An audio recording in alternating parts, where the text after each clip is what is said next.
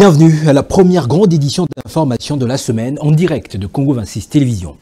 À la une de l'actualité de ce lundi 27 janvier 2025, guerre d'agression dans la partie est du pays. La population de Sud Kivu, dressée comme un seul homme, hausse le ton à cause de l'inaction de la communauté internationale face à cette guerre injuste imposée par les ennemis du Congo. Réunis autour du gouverneur Jean-Jacques Bourussi, Sadiki, hommes, femmes et enfants ont marché pacifiquement cet avant-midi à Bukavu, chef-lieu de la province. Outre la guerre dans l'Est, le phénomène enfant de la rue, une autre forme d'injustice sociale continue de ronger la société congolaise. Plusieurs enfants dits de la rue, accusés et sortis, sont séparés de leur famille. Quelle est donc la responsabilité de l'Église du Congo dans cette situation? Réponse dans une mini-enquête que vous suivrez dans cette grande édition du journal. Et puis le professeur Modeste Batilou Kwebo, grand notable de l'espace Grand Kivu, deuxième vice-président du Sénat, autorité morale de la deuxième force politique au Parlement, l'FDCA appelle l'ensemble du peuple congolais à une mobilisation générale pour bouter dehors l'ennemi du Congo. Dans un communiqué, il exhorte toutes les couches de la population congolaise à se ranger derrière le chef de l'État et commandant suprême des forces armées de la République démocratique du Congo. C'est tout pour les sommaires de ce journal. Merci de renouveler votre confiance. Ouvrons ce journal avec l'appel à la prudence lancé par le gouvernement congolais cet après-midi qui demande à la population du pays en général et celle du Goma en particulier de se mettre à l'abri mais aussi de ne pas commettre des actes de vandalisme. Suivez le porte-parole du gouvernement, Patrick Mouyaya Katemboy. Au regard de la situation sécuritaire qui prévaut actuellement dans la ville des Goma, marquée par la présence de l'armée rwandaise, nous tenons d'abord à rassurer la population que dans la suite de la réunion des sécurités que nous avons tenue hier autour du président de la République, qui nous avait donné des instructions pour que nous puissions travailler comme le gouvernement pour éviter le carnage et les pertes en vies humaines au regard des intentions manifestes du Rwanda.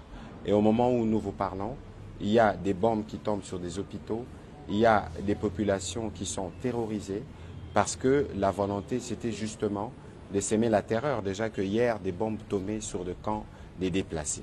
C'est pour ça que nous voulons recommander à toutes nos populations de Goma, principalement, de rester à l'abri, de rester à la maison, de s'abstenir de commettre des actes de vandalisme ou des pillages. Et l'autre troisième point qui est parmi les points les plus importants, c'est de barrer la route à la propagande manipulatrice du Rwanda, ce que nous appelons le poison rwandais. Parce que ce qui distille sur des réseaux sociaux, c'est des images qui sont fausses, c'est des images qui sont manipulées. Donc nous appelons tous les Congolais, partout où ils se trouvent, à se mobiliser en solidarité et en soutien à nos populations du Nord Kivu. De même, ces soutiens, nous les réitérons à nos forces armées qui tiennent et qui sacrifient leur vie pour la défense du territoire.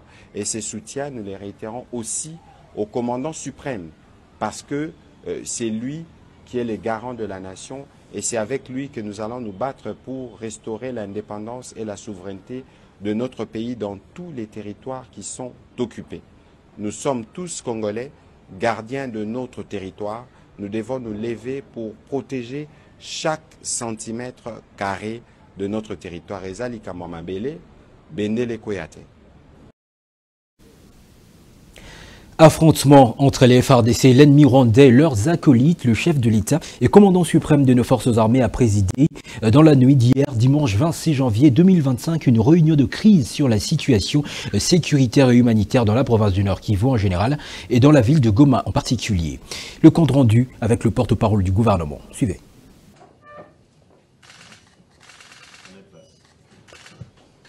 Il est à 23h40 et je crois que le président de la République, commandant suprême de forces armées de la République démocratique du Congo, est encore en ce moment précis en train de travailler. Cette réunion, c'était pratiquement la dernière d'une très longue journée parce qu'il y avait à la fois le besoin de suivre de près la situation sécuritaire à Goma. Vous savez que ce matin, des camps des déplacés ont notamment été touchés par des bombes. Il était question d'étudier tous les mécanismes, notamment avec les responsables tant au niveau du gouvernement qu'au niveau de l'armée pour voir comment on assure la protection et la sécurité des populations.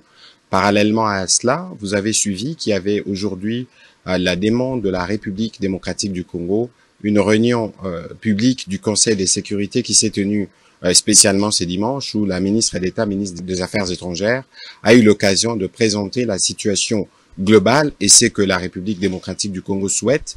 Et dans ces mêmes esprits, le président de la République a eu plusieurs contacts avec un contact diplomatique pour évidemment étudier tous les tours de la question. Et donc à ces propos, le président de la République a tenu d'abord à exprimer toute la solidarité du gouvernement et de lui-même envers nos populations qui sont affectées et qu'à ce niveau, toutes les dispositions sont prises pour nous garantir la sécurité et la protection des compatriotes, parce que nous savons qu'il y avait justement, par exemple, ces bombes qui sont tombées sur des camps de déplacés. Il faut s'assurer que les vies humaines sont préservées. Voilà, en synthèse, les tours des questions qui ont été abordées ce soir autour du président de la République. Nous sommes dans une situation de guerre où l'actualité évoluée, elle peut évoluer à tout moment. L'idée ici, c'était de regarder qu'est-ce que nous devons faire pour assurer que nous avons protégé nos populations. On va pas aller dans un débat spéculatif parce que nous sommes le gouvernement autour du président de la République et comme nous le faisons habituellement, nous aurons l'occasion de revenir au regard de l'évolution de la situation pour vous faire le point. Mais pour ce soir, la priorité était de regarder, et notamment avec les responsables militaires, comment on préserve les vies humaines. Vous savez qu'il y avait la détermination des autres. Vous savez aussi que nos forces sont très déterminées. Et donc, au milieu de cela, il y a une population. Je pense que cette population, le devoir du président de la République et du gouvernement, c'est de s'assurer de leur protection. Et c'est cela qui a fait l'objet aussi des contacts diplomatiques du président pour lequel nous aurons l'occasion de revenir en détail dès qu'il y aura des éléments à partager. Merci.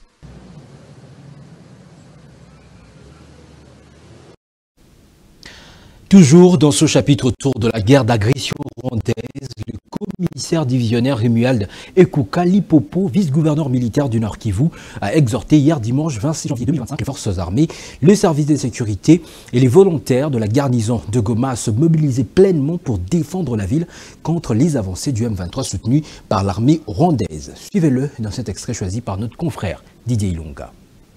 Sur instruction du président de la République, chef de l'État et commandant suprême des forces armées et de la police nationale congolaise, tous les militaires, policiers, volontaires pour la défense de la patrie et autres agents des services de l'ordre et de sécurité de la garnison de Goma sont consignés et engagés armes à la main dans le combat pour la défense de la ville et donc du pays en entier. Et cela, chacun sous le commandement de sa hiérarchie. Il y va de l'honneur et de la souveraineté de notre pays. C'est pour cela que j'appelle donc tous les concernés à demeurer vigilants, combatifs, et déterminé à défendre la patrie en général et la ville de Goma en particulier, afin de repousser avec énergie l'agresseur rwandais jusqu'au sacrifice suprême. La patrie ou la mort, fête à Goma le 26 janvier 2025. Et cette information, en bref, dégradation de la situation sécuritaire à Goma, conséquence de l'agression rwandaise avec le bras du M23. Le professeur Modeste Bahati Lukwebo, deuxième vice-président du Sénat, appelle le peuple congolais dans son ensemble à une mobilisation générale pour bouter l'ennemi dehors. L'autorité morale du regroupement politique Alliance de forces démocratiques du Congo et alliés a exhorté tous les Congolais sans distinction à se ranger derrière le chef de l'État, commandant suprême des forces armées de la République démocratique du Congo et de la police nationale. Tout en déplorant les pertes en vies humaines occasionnées par cette guerre injuste imposée à la République démocratique du Congo par le Rwanda, le professeur Modeste Bahati Lukwebo réitère son soutien total aux forces armées de la RDC en vue de continuer sans relâche à assurer l'intégrité du territoire national. Au Sud Kivu, la population a haussé le ton et dénonce l'inaction de la communauté internationale face à cette guerre injuste nous imposée par le Rwanda et ses alliés. Elle a exprimé son mécontentement à travers une marche pacifique organisée cet avant-midi à Bukavu, chef-lieu de la province du Sud Kivu. Le gouverneur de province, le professeur Jean-Jacques Pouroussi Sadiki, a remercié les manifestants pour le caractère pacifique de la marche. Il leur a rappelé à soutenir le président de la République, chef de l'État, Félix-Antoine Tshisekedi Tshilombo, pour ses inlassables efforts visant le retour de la paix dans cette partie du pays. Des dizaines de milliers de personnes ont manifesté ce lundi à Bukavu pour dénoncer l'agression de la République démocratique du Congo par le Rwanda, accusé de soutenir les rebelles du M23 dans la partie est du pays. La manifestation partie de la place Muzirwa a réuni les organisations de la société civile dans sa diversité, les agents de l'administration provinciale et les membres du gouvernement provincial du Sud Kivu. Des manifestants habillés en chemise blanche pour la plupart et arborant des mouchoirs blancs, signe de la paix, brandissaient des pancartes porteurs de plusieurs messages de soutien aux forces armées de la RDC et de Wazalendo engagées sur les lignes de front au nord et au Sud Kivu. Dans son mémorandum, lié à la place mythique de l'indépendance, la société civile du Sud Kivu a exprimé sa déception totale par le fait que la réunion extraordinaire du Conseil de sécurité des Nations Unies, tenue dimanche, n'ait pas abouti à une résolution contraignante. La société civile du Sud Kivu dénonce les prises de position parfois ambiguës des pays comme la France, les États-Unis, la Grande-Bretagne en rapport avec la guerre d'agression.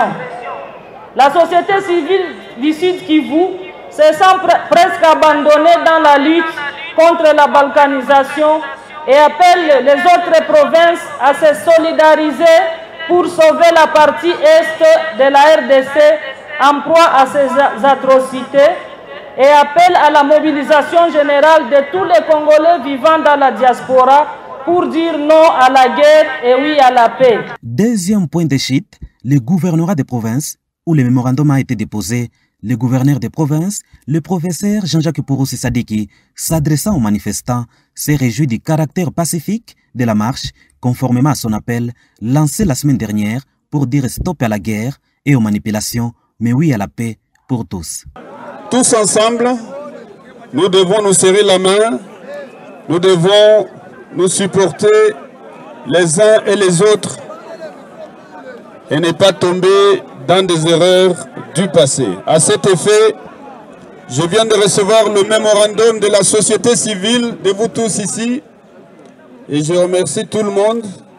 Je remercie le président de la République, Félix-Antoine Tshisekedi Tshilombo, pour ses efforts de maintenir la paix, la sécurité, la stabilité.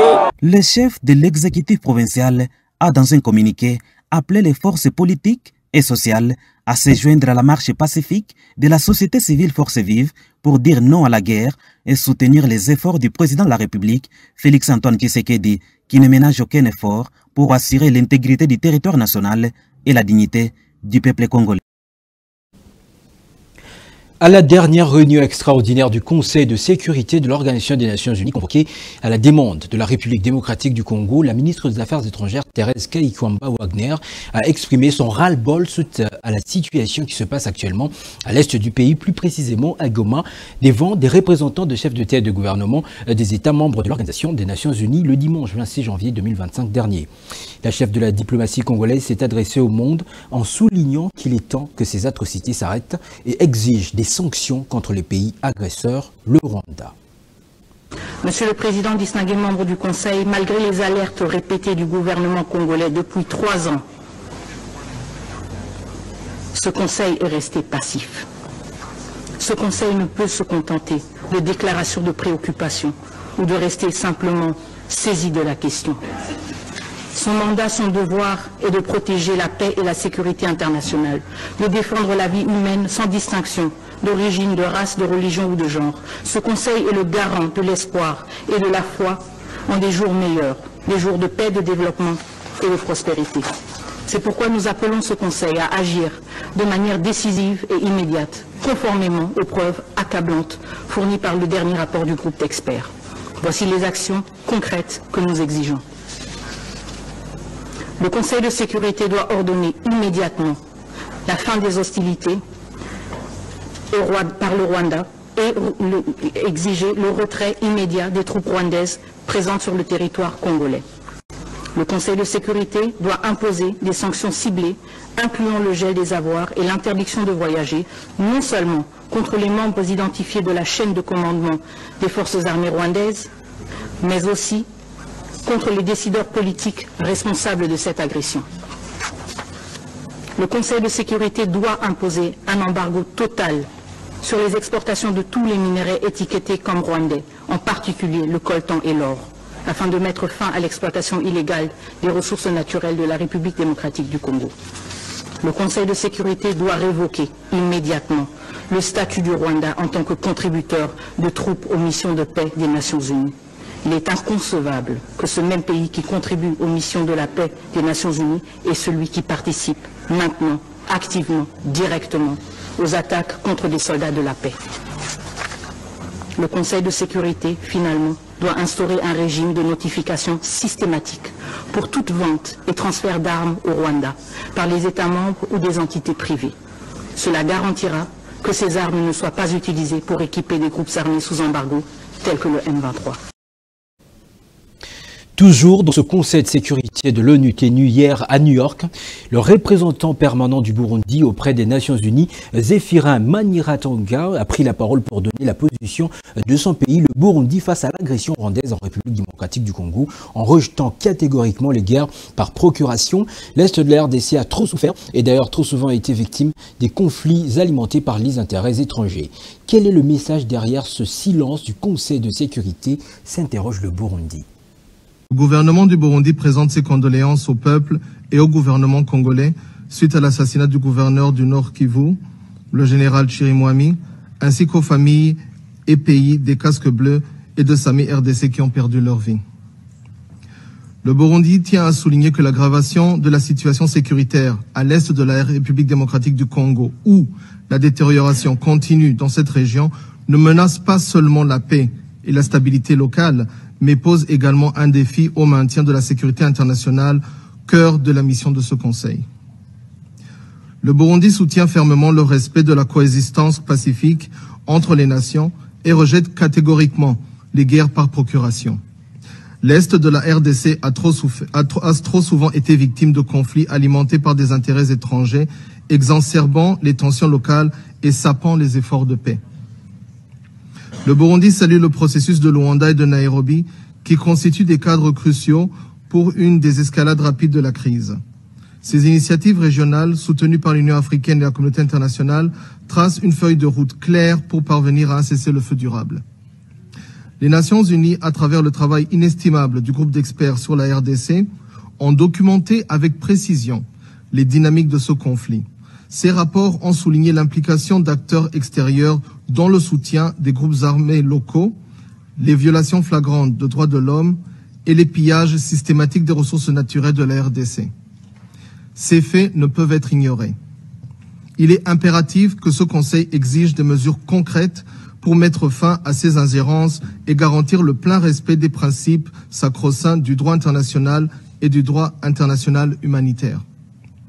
Le Burundi note que les différents rapports des Nations Unies sur la situation sécuritaire en RDC sont constamment publiés et les acteurs du conflit en RDC sont connus. Dès lors, la question pertinente est de savoir quel est le message derrière ce silence du Conseil de sécurité. S'agit-il de...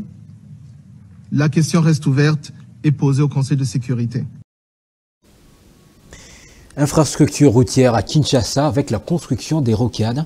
L'Assemblée provinciale de Kinshasa s'y intéresse. Une délégation du bureau de cette institution provinciale de la capitale congolaise a effectué une descente ce dimanche 26 janvier 2025 à la rocade de Lutandélé en pleine construction. Objectif, palper du doigt l'évolution de travaux et répondre à l'appel de l'agence congolaise de grands travaux qui alarme sur les impasses qui se présentent dans la construction de cette route. Reportage de Rebecca Kalonda et Patrick Kabea. Cette descente sur les terrains, la vice-présidente de l'Assemblée provinciale de Kinshasa, elle a voulu pour s'y faire une idée nette de l'avancement des travaux sur le projet Rocade Kinshasa. Accompagnée des directeurs provinciaux de l'Agence congolaise des grands travaux et quelques membres du bureau de l'Assemblée provinciale, Germaine Tinyama s'est dit convaincue de la qualité des travaux abattus jusqu'ici. Kongolo André, les rapporteurs de l'Assemblée provinciale de Kinshasa. Je suis venu comme étant élu de la ville de Kinshasa, après avoir reçu l'appel de l'Agence congolaise des grands travaux pour inspecter les travaux de Rocade et connaître leurs difficultés, que nous pourrons ensemble trouver des solutions. Voilà, on est là On a trouvé que les travaux avancent très bien, sans souci. Et en passant, nous disons un grand merci au chef de l'État par rapport à ce projet. Et on a compris qu'il y a certaines populations qui empêchent l'évolution des travaux de prévenir. Et voilà, nous, en tant qu'élus, nous avons maintenant le devoir de sensibiliser la population, de pouvoir négocier avec l'agence congolaise des grands travaux pour pouvoir libérer l'espace afin que les travaux respectent les délais convenus dans les contrats. Ces travaux consistent à la construction de la couche de base, de la réalisation de trottoirs et de l'encastrement de bordures. Les élus provinciaux ont mis à profit ces descentes pour conscientiser la population riveraine sur la problématique d'expropriation qui se facilite par l'évolution de cet ouvrage. Ce projet, c'est un projet qui est porté par le chef de l'État pour régler les problèmes de circulation de la ville de Kinshasa. Et le gouvernement de la République, à travers la CGT que nous représentons, parce que la CGT dans ce projet maître d'ouvrage délégué. Vous avez remarqué la présence du BTC qui fait le contrôle, l'OVD aussi est dans la mission de surveillance. Ce projet se comporte très bien jusqu'à ce jour, dans le respect du planning. Mais il se pose un problème aujourd'hui, le problème d'expropriation. C'est ça même le problème qui nous a poussé en fait d'approcher le bureau de l'Assemblée provinciale de Kinshasa, parce qu'on sait que le premier bénéficiaire en fait de ces projets, c'est les Kinois, et les Kinois sont représentés par les députés provinciaux et particulièrement par le bureau de l'Assemblée provinciale. Et il était question que eux, les bénéficiaires, puissent s'approprier en fait de ces projets, parce que nous pensons que la manière dont ils vont transmettre le message sur les questions d'expropriation, sur les questions de la préservation des ouvrages que les chefs d'État ont été donnés aux Kinois, et le discours sera un peu plus direct qu'à notre niveau des techniciens. L'Eurocadre de Kinshasa sera une réponse aux problèmes des transports et la fluidité du trafic dans l'ensemble de la capitale. Et pour finir, hormis la guerre d'agression que subit la République démocratique du Congo depuis des années, le phénomène enfant de la rue y fait de plus en plus partie d'une autre forme d'injustice sociale à Kinshasa. Beaucoup de cas d'enfants de la rue accusés de sorcellerie séparés de cet effet de leur famille. C'est d'ailleurs l'une des causes de ce problème. Steve Bonyeme Bonzembo, lors de son enquête, s'est penché sur la responsabilité de l'Église du Congo face à ce grand défi à relever. Suivez. Considérés comme des enfants voués à la malédiction au porte-malheur, selon une doctrine en vogue dans plusieurs églises de Kinshasa, cette catégorie de la jeunesse quinoise s'y retrouve partout dans toutes les rues de la capitale congolaise. Leur nombre augmente du jour le jour et échappe au contrôle du pouvoir public, ce qui fait appel à des questionnements sur la responsabilité des églises dans le redressement de la société dès lors que les foyers sont privés de leur progéniture.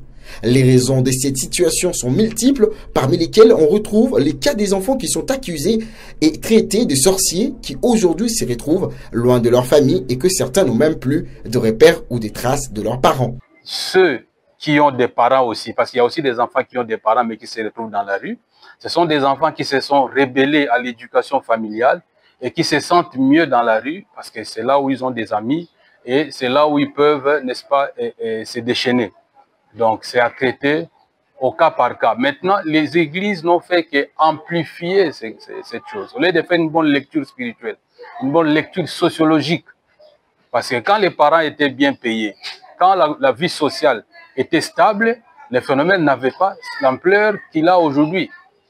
Donc, il faut vraiment pénétrer les problèmes sur le plan sociologique et sur le plan spirituel. Certains parmi eux peuvent être véritablement des sorciers. Mais si nous sommes église, comment nous pouvons avoir peur des enfants dits sorciers? Parce que la mission de l'église, c'est aussi... c'est pas une situation à balayer du revers de la main. La position de l'église est établie comme étant la lumière du monde.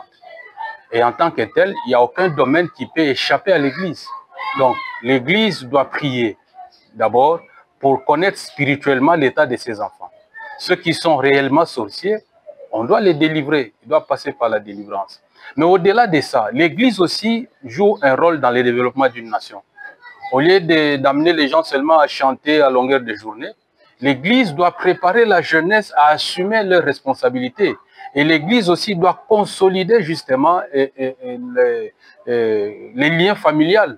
Vous voyez. Mais si l'Église ne joue pas son rôle, si l'Église n'arrive pas à faire marier des gens qui sont capables de s'assumer, qui demain peuvent jouer leur rôle véritablement, l'Église ne va pas réussir dans sa mission. Au regard du danger que le phénomène représente, la question mérite un peu plus d'attention afin de prévenir la menace liée à la diligence juvénile.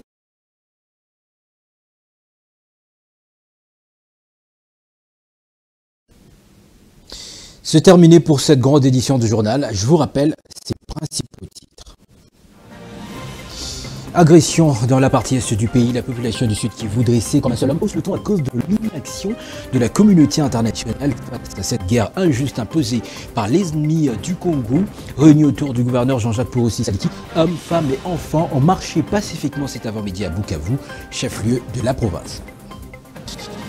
Outre la guerre dans l'est du pays, le phénomène enfants de la rue, une autre forme d'injustice sociale continue de ronger la société congolaise. Plusieurs enfants dits de la rue accusés de sorcellerie sont séparés de leur famille. Quelle est la responsabilité de l'Église du Congo dans cette situation? Réponse dans une mini-enquête que vous avez suivie dans ce journal. Et puis le professeur Modeste Bahati-Lukwebo, grand notable de l'espace Grand Kivu, deuxième vice-président de la Chambre haute du Parlement, autorité morale de la deuxième force politique au Parlement, la FDCA appelle l'ensemble du territoire, l'ensemble du peuple congolais à une mobilisation générale pour buter dehors l'ennemi du Congo. Dans un communiqué, il exhorte toutes les couches de la population à se ranger derrière le chef de l'État et commandant suprême des forces armées de la République démocratique du Congo. Excellente suite de la semaine à toutes et à tous en compagnie de Congo 26 Télévision, la chaîne de l'unité nationale. Notez, l'unité d'un peuple n'est pas seulement sa force, elle est son arme la plus puissante. Ensemble, nous faisons face à l'adversité et défendons ce que nous avons de plus cher. Chaque sacrifice aujourd'hui forge notre liberté de demain, la patrie ou la mort. Mesdames, Messieurs, bonsoir.